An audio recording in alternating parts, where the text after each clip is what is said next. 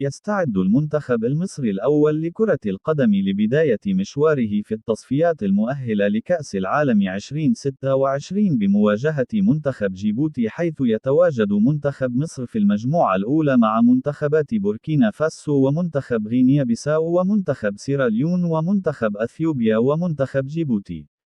وسيلتقي منتخب مصر في المباراة القادمة مع منتخب جيبوتي في الجولة الأولى للتصفيات المؤهلة لكأس العالم يوم الخميس القادم 16 نوفمبر في 6 مساء بتوقيت القاهرة، 7 بتوقيت السعودية وقطر، على استاد القاهرة الدولي. وستذاع المباراة عبر قناة بي إن سبورت وقناة تايم سبورت الأرضية.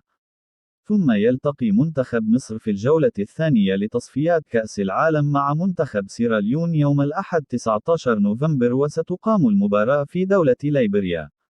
وسينطلق معسكر منتخب مصر يوم الاثنين القادم 13 نوفمبر ويستمر حتى 21 من الشهر ذاته، ويبحث منتخب مصر عن تحقيق الانتصار في أول جولتين وحصد ال6 نقاط لتصدر المجموعة وتحقيق بداية قوية في مشواره في التصفيات المؤهلة لكأس العالم،